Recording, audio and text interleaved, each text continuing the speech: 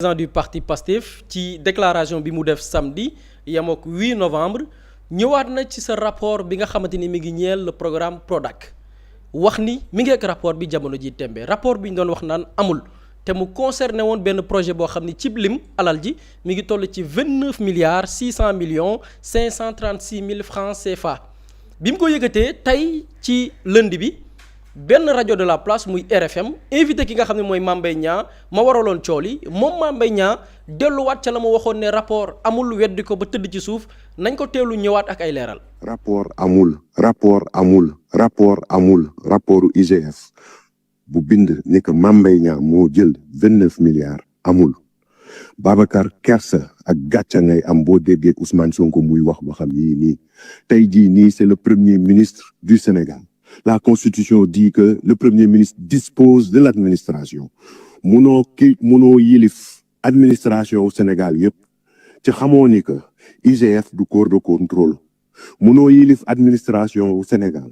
ci xamoo ni que IGF service la munoo yilif administration au Sénégal ci xamoo ni que périmètre de recherche u IGF ay compétence am ministre bokku ci munoo nekk premier ministre du Sénégal disposant de l'administration ci xamoo ni que IGF ay administrateur de crédit ak ay ordonnateur de dépenses lay vérifier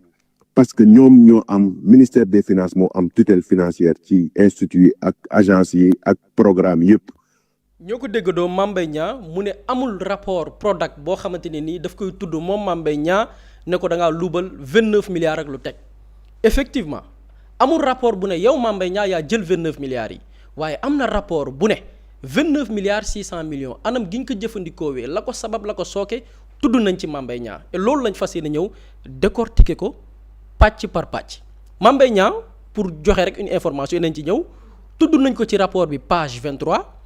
tudd nañ ko ci rapport bi page 44 tudd nañ ko ci rapport bi page 47 ci loolu lañ fas yéene ñëw détail par détail pour que nit ñi comprendre lan mooy implication par rapport ak ce dossier muy Prodac te ñu ciy tudd lu toll ci 29 milliards.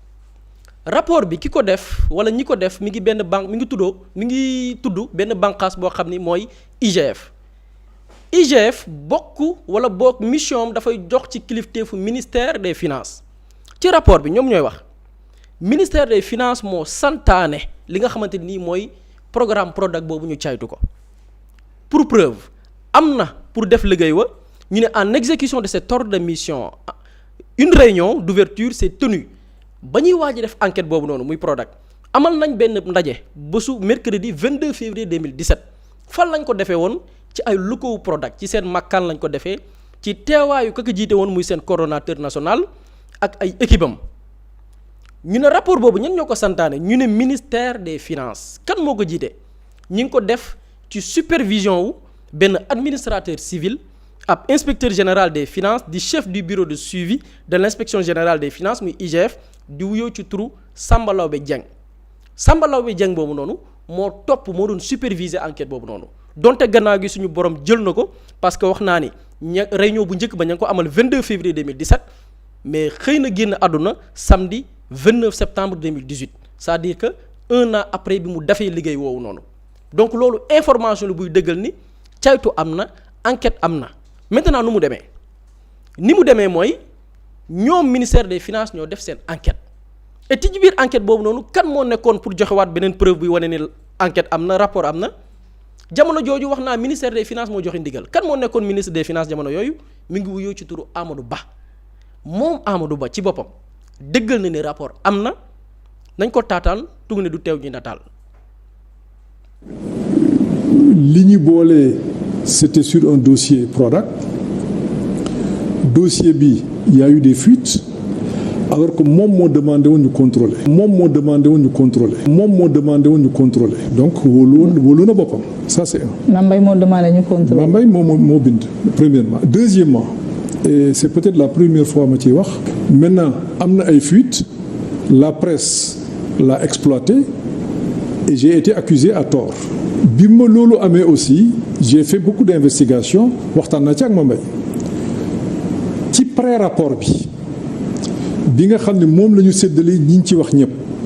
comme parce que rapport noonu lay demee inspection yi bu ñu demee dañuy jël soit un extrait du rapport wala ñu jox la rapport bi yëpp il y a 10 personnes ou 15 personnes yoo xam ni amoon nañu enfin xawma nombre bi exactement bëgguma wax mais ay nit ñu bari ñoo xam ne ñu woon ci dossier bi on a vu après que foofu la fuite bi amee foofu la fuite bi amee foofu la fuite bi amee. ñoo ko déggandoo Amadou Ba newoon jëwriñ bi nga xam ne moo santaane woon ci ndigalam waa IGF ñu dem auditer li nga xam ne mooy le dossier Prodac te ñu ciy tudd 29 milliards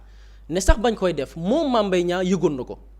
te biñ ko defee ba pare am na ay pré-rapport yoo xam ne produire nañ ko lu ëpp fukki doomi aadama jot ci ba moom Amadou Ba ne xëy na peut-être ci fukki doomi aadama ak yu teg yi nga xam ne ñoo gis rapport bi xëy na foofu la fuite amee ba médias yi di ko exploiter donc rapport am na te ka ne woon kilifa IGF moo ko wax muy Amadou Ba ñoo ko déggandoo maintenant nu mbir yi demee ci scandale bi biir dossier bi lan moo ci indi Mame Mbaye Niang bi nga xam ni nee naa leen feeñ na ci ñetti page boo liiree rapport bi dañ ciy ñëw benn par benn d'abord ci biir projet bi dañ ne y a défaut de mise en place d'une équipe de projet pour conduire les négociations projet bu doy di Prodac bañ koy jëmmal dafa waroon am benn équipe technique ay techniciens yoo xam ne ñooy dajaloo def ko waaye ñu gis ci biir ñu ne l'interpellation de l'essentiel de l'équipe de la direction technique muy direction technique bu Prodac qui normalement doit être le point focal du projet ñi nga xam ni seen xam-xam dafa màcc ci wàll wi xam ni ñoo war a ëmb projet bi nekk ci biir di jël décision yi ñu ne ba ñu defee caytu yi cela a permis d'aboutir à la conclusion sur leur faible niveau d'implication durant cette phase moment bi ñuy tëgg projet Prodac techniciens ya ko waroon fekkee gis nañ ni seen participation dafa néew lool et li ci gën a grave jamono jooju kan moo nekkoon chef équipe technique mi ngi wuyoo ci turu Mamina Daffé ñu ne directeur technique boobu muy Mamina Daffé durant cette période gannaaw bu ñu ko dégloo sur procès verbal Mamina Daffé déglu woon nañ ko bi ñuy def rapport IGF bi le 7 mars 2018 nee na moom Mamina Daffé ñu ne il confirme cette situation de quasi exclusion des véritables techniciens moom Mamina Daffé dëggal na ni Prodac bi ñu koy jëmal techniciens yi boole wuñ leen ci daanaka dañ leen exclure tout en soulignant moom Mamina Daffé dolli ci ne n'avoir découvert le contrat signé avec Green 2000 que 2 mois après son installation comme coordonnateur national du Prodac en janvier 2017 moom Mamina Daffé bi nga xam ne moo nekkoon directeur technique non seulement nee na techniciens yi boole wuñ leen ci liggéeyu Prodac ba waaye moom sax ma nekkoon directeur technique bu Prodac gannaaw bañ ko nommé Prodac en janvier 2017 ci lay soog a gis contrat bi ñu jox benn entreprise israélienne bi nga xam ne mooy Green 2000 fii la tappale gi tàmbalee ci le rapport Prodac muy benn jéye bi ci am parce que lii moo waral après njombe yi nga xamante ni def nañ ko après te ci la ñuy ñëw yan njombe la ñu def marché boo koy def dafa am benn bànqaas bu état bu Sénégal teg muy DCMP muy direction centrale des marchés publics bépp marché bu ñuy accordé ñoom ñoo koy ceytu càmbar ko joxe seen avis lan la DCMP wax DCMP gis ni marché bi dañ ko def marché yaa ma neex jox ko benn entreprise israélienne te biñ leen koy jox lan la ñu layee dañ ne entreprise bi dafa am lu ñuy woowee l'expertise unique maanaam moom képp moo mën a defal genre projet yooyu ci àdduna wërngal këpp moo xam Sénégal ak bitim réew DCMP laaj leen lan mooy prouver que ni entreprise bi kese moo am expertise moo am xam-xam pour defar projet boobu noonu keneen mënu koo def ko dul ñoom ñu ne présenté nañ benn document boo xamante nii mooy prouver que ni Green 2000 di benn entreprise israélienne bi ñu jox marché bi par entente direct marché yaa ma neex ñu ne moom kese moo am xam-xam ci concept boobu noonu muy benn ñu ne waat présenté nañ benn document prouvant qu'elle en détient le brevet délivré par l'office israélien des brevets ñu ne ñoom tamit présenté nañ entreprise israélienne bi ni ñoom ñoo yor këyit wa nga xamante ni mooy wane ni ñooy seul expert ci domaine boobu noonu waaye rapport bi wax rapport IGF bi wax rapport bi ñu ne amul mooy wax mu ne au terme de son analyse la DCMP non satisfaite de ses arguments a après quasiment 6 mois d'échange de correspondance avec l'entité de demanderesse muy Prodac fin janvier 2015 à juillet de la même année finit par émettre une objection à la requête du Prodac DCMP ginnaaw bi leen présenté ni waa Green 2000 israéliens yi kese ñoo mën a defar liggéey boobu noonu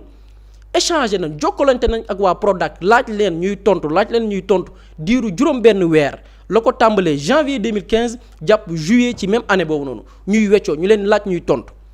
ba Prodac fournir information ñu ne leen lii mënul nekk dara prouvé wul que ni entreprise bi kese moo mën a def marché bi muy entreprise israélienne bi rapport IGF bi ñu ne amul mooy continuer di wax mu ne l'avis négatif de la DCMP ayant été motivé par l'impossibilité pour le programme d'apporter la preuve que seule la société retenue est en mesure sur le plan technique de satisfaire ses besoins ñu ne avis bi nga xamante ni DCMP jël na ko ne waruñoo jox marché bi Green 2000 li ko motiver mooy amul benn preuve buy wane ni entreprise bi kese moo am maqaamaw def projet bi ñu gis ni kon bu lépp jaaroon yoon ci ni ñu tegee projet bi entreprise Green 2000 waru woon jël marché bi bañ ciy dégg scandalu 29 milliards maintenant lan moo ci responsabilité Mame Mbaye Niang gannaaw ba lii lépp amee responsabilité wu Mame Mbaye Niang mooy boo demee ci rapport bi page 23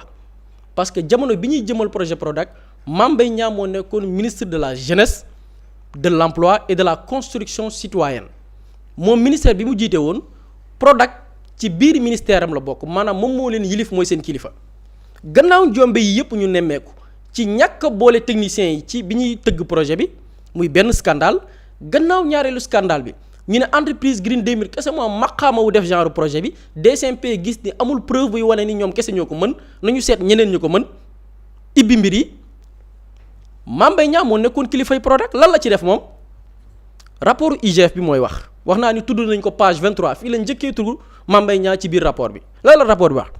dafa ne en raison du principe de la chronologie des actes de procédure la notification de l'ordre de service de démarrage ne peut être envisagée qu'après celle du contrat auquel il se rapporte ñu ne li nga xamante ni nii mooy wàllu procédure bu ñuy joxe marché diggante ba ñu war a génne xaalis baak yooyu ak moment bi ñuy jébbal contrat bi dafa war a am benn procédure boo xam ni contrat mënuñu ko jébbal wala bu ñuy joxe ordre de service pour démarrer liggéey ba faaw contrat jiitu ko ba noppi ñu ne loolu mooy le principe basique mooy li gën a suufee li nit war a xam rawatina bu ñu la dénkee bànqaasu état waaye ñu ne loolu mooy yoon waaye lan moo xew rapport bi ne en effet alors que le contrat n'a été notifié que le 25 juillet 2016 à l'entreprise Green 2000 ñu gis ne entreprise bi ñu ngi ko jox marché bi gannaaw DCMP caytu yi mu def teewul jox nañ entreprise bi marché bi le 25 juillet 2016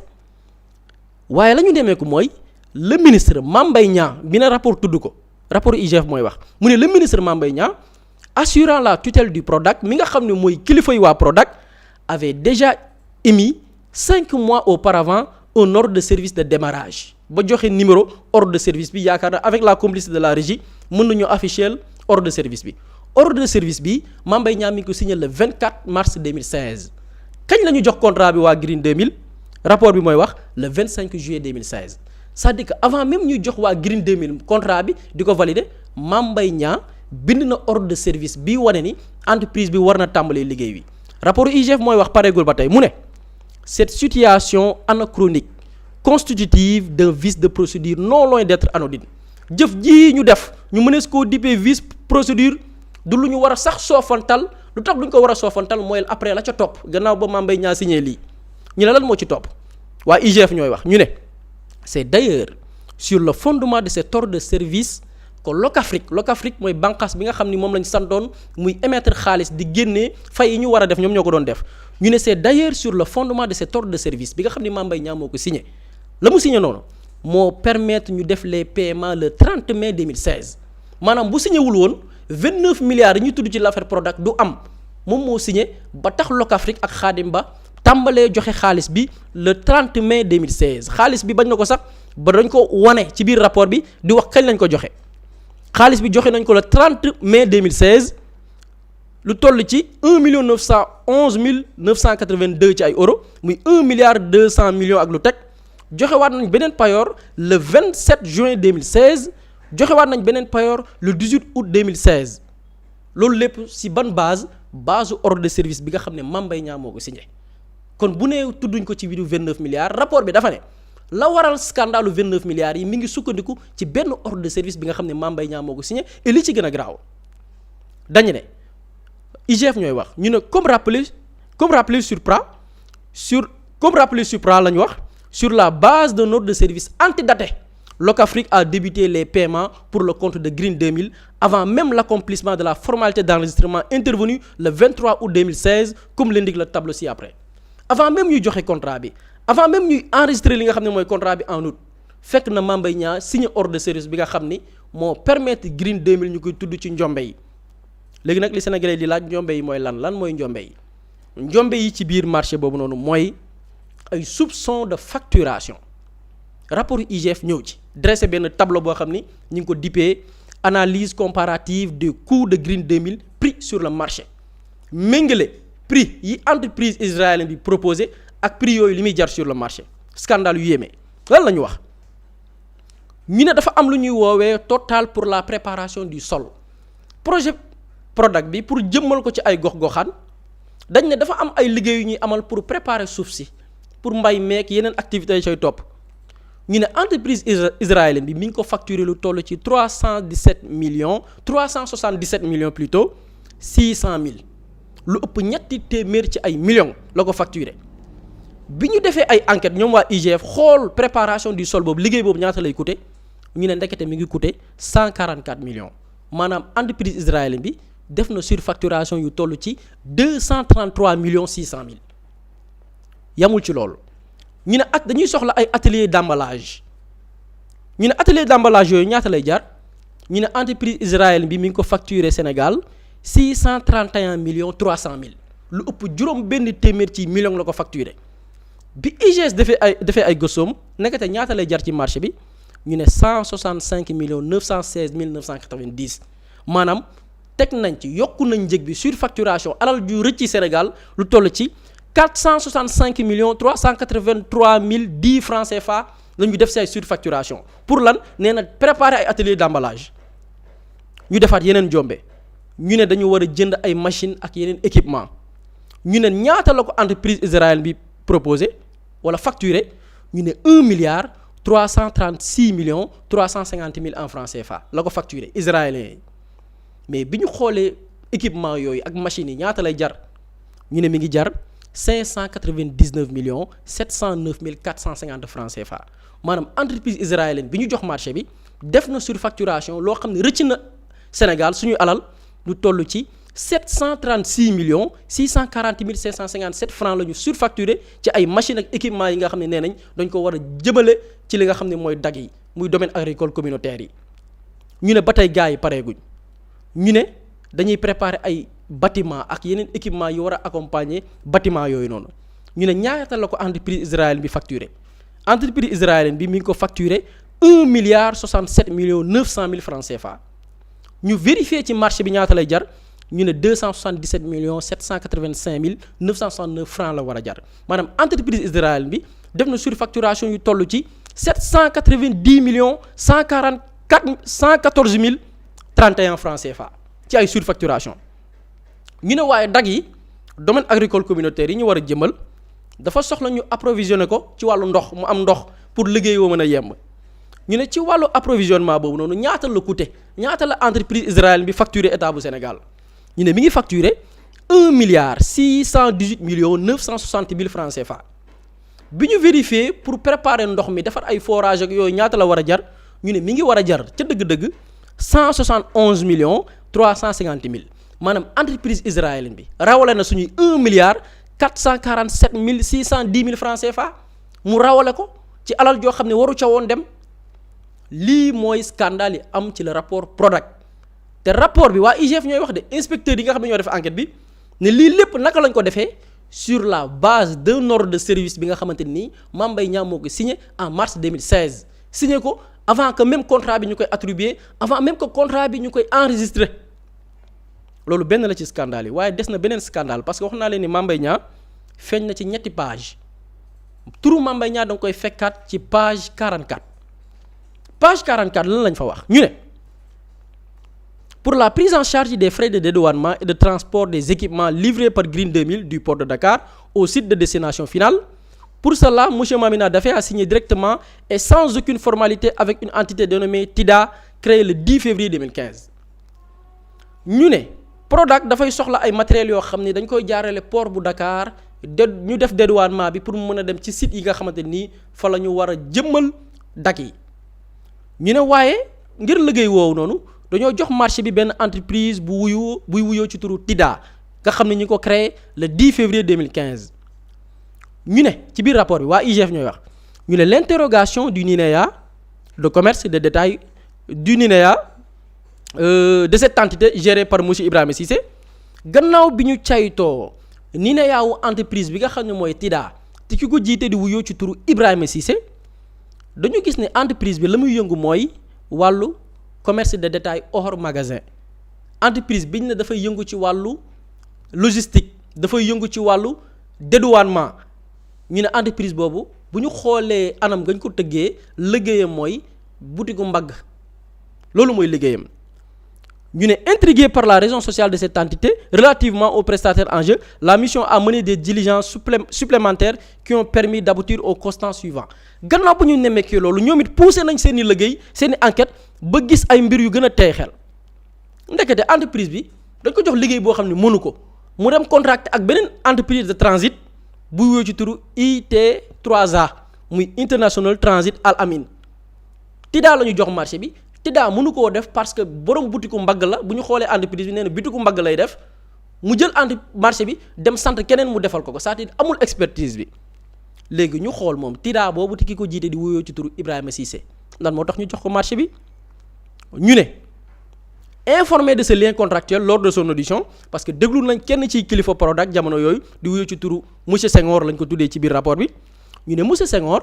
n'a pas manqué de marquer son étonnement tout en rappelant la proximité de monsieur Ibrahima Cissé avec le ministre de la jeunesse d'alors Mame Mbaye Niang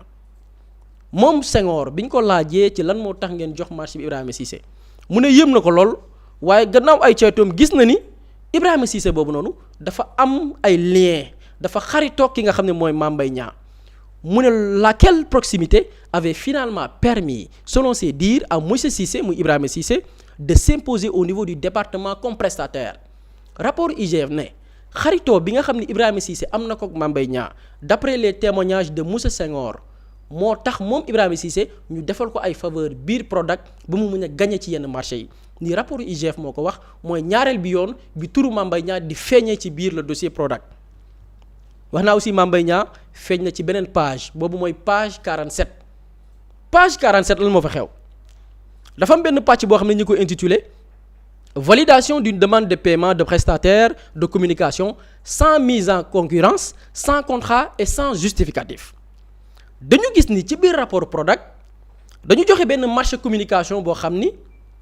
amul appel à concurrence maanaam ubbiwuñ ko pour laaj yan kër ñoo mën a def liggéey woowu noonu ñu yemale ñëpp dem ñu def concurrence xool entreprise yi nga xam ne ñoo gën a baax wala ñoo gën a yemb ci proposition ñu ne ñu gis ni contrat boobu gannaaw loolu amul contrat maanaam jox nañ nit xaalis sur la base ci loo xam ne amul contrat waaye rapport IGF bi ne sans justificatif maanaam justificatif mooy liggéey woon nañ ko demee nañ ko war a jëmmale amul lu ko mën a layal amul cëslaay rapport bi ñëw ne sous le prétexte d'assurer plus de visibilité au programme des domaines agricoles communautaires monsieur Mamina Daffé a eu à faire recours au cabinet de communication et conseil 3M universel ñu ne ngir layal la nga xamante ni nii mooy neneen dañ koy def ci liggéey ngir gën a mën a fësal liggéey Prodac ak domaine agricole communautaire yi ñu war a samp ci ay gox monsieur Mamina Daffé dafa recourir dafa dem jël ay services su benn cabinet bu ñuy woowee benn cabinet de communication et conseil bu ñuy woowee 3M universel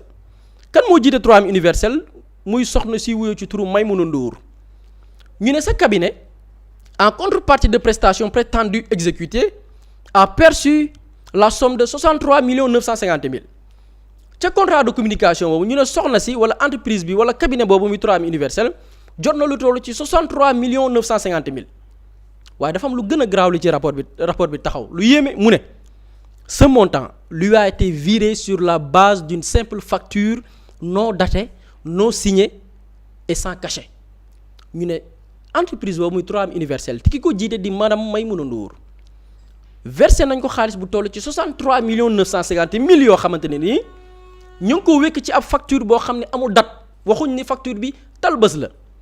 ñu ne waaye facture bi signé wuñ ko waaye tamit ñu ne facture bi amul cachet ñu ñëw ne dans ce cadre madame Maymouna Ndour gérante du cabinet entendue sur procès verbal le mardi 20 février 2017 ñu ne soxna si nga xam ne mooy Maymouna Ndour déglu nañ ko taataan ko ci benn procès verbal bésu mardi 20 février 2017 biñ ko laajee moom soxna Maymouna Ndour lan la tontu dafa ne la dame a soutenu avoir été mise en contact de Locafrique par l'ancien ministre de la jeunesse Mame Mbaye Niang soxna si Maymouna Ndour gannaaw bañ ko dégloo bésu talaata ñaar fukki fan ci weeru février atum 2017 nee na ma nga amee contact ak Locafrique ba ñu jébal ko xaalis ba gannaaw ka nga yabal di wuyoo ci turu ka fi ne woon jëwriñ di Mame Mbaye Niang lii la rapport bi wax.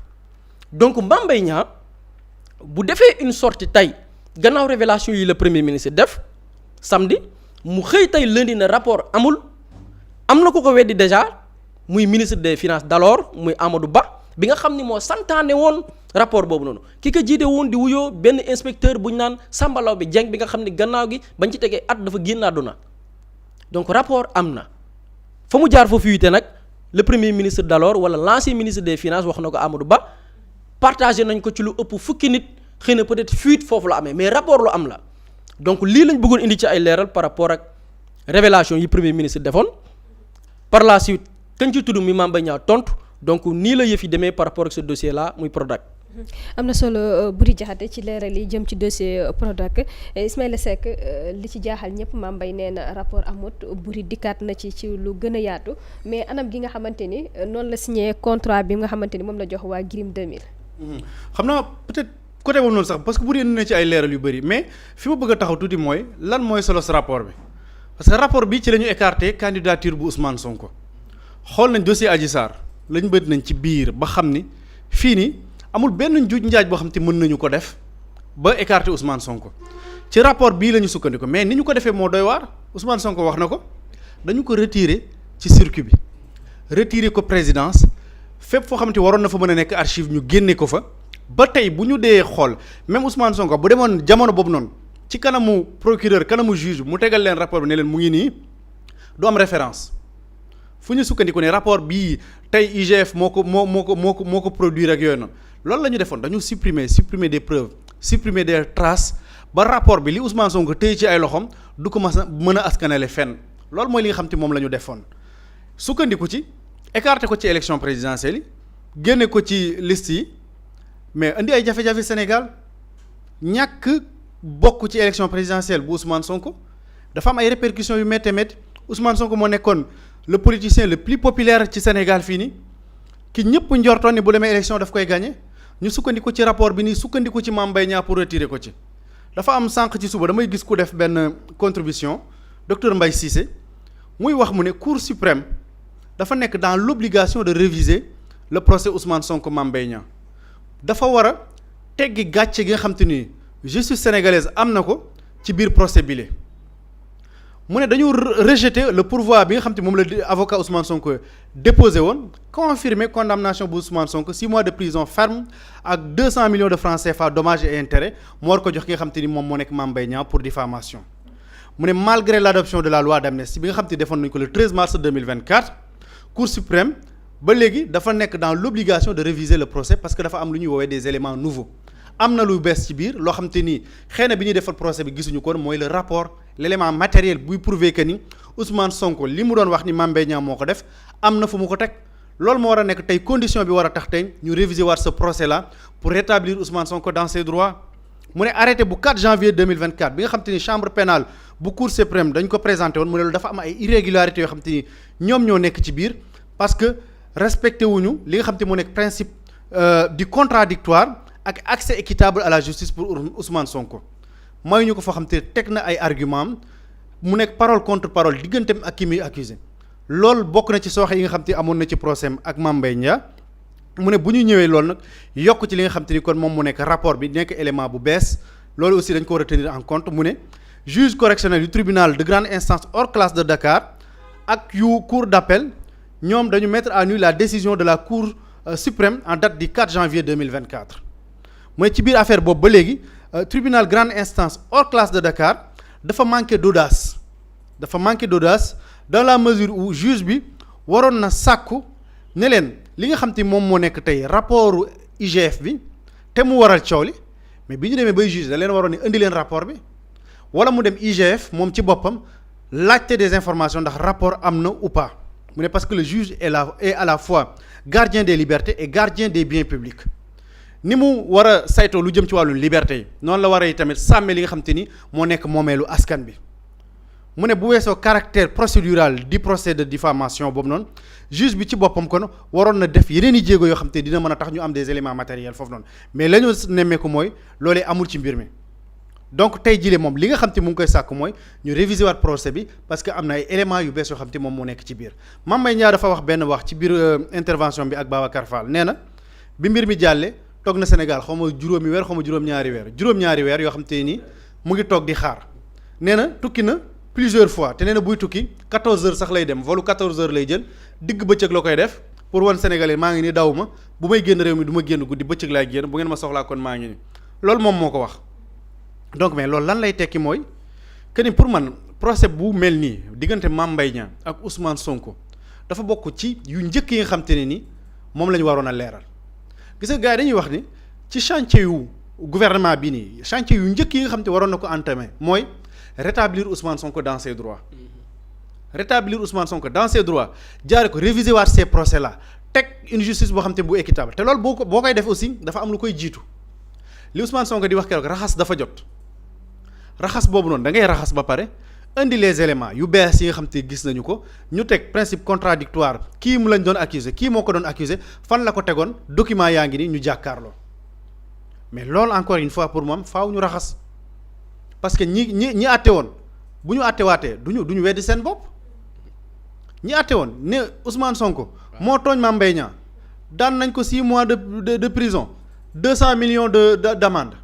mais ñooñu pourquoi au nom de quoi dinañ contredire seen bopp mënta nekk ku nekk xam na mbir yi nan la demee fan la jaar ak yooyu donc dañu am système bu bees boo xam te moom moo fi nekk dafa am ay mbir yoo xam te ni njortu nañ ni xew na fi Sénégal ci ay at yu bëri dara jaaru ci yoon donc bu ñu ñëwee li ñu njëkk a def li ñu waroon njëkk a def rek ci bokk mooy raxas bi muy wax noonu ñu raxas ko commencé ko ci justice bi gis nga même ba ci conseil kii boobu noonu dialogue boobu ñu defoon noonu autour de la justice ak yooyu noonu pour dafa am yoo xam te daf ko war a jiitu ba pare li ko war a jiitu mooy dafa am situation boo xam te urgence la yu bëri yoo xam te dañ ko war a def tey ñu ngi wax dossier des martyrs des victimes de 2021 à 2024 loolu yëpp di sooxe mais daf ci am ñoo xam te dañ ci teg ay jéego te ñoom boo leen ci woowee pour ñu war a prononcer wu waat du ñu ci wax loo xam te dafay tegg seen kàddu yu ñu ci njëkkoon a teg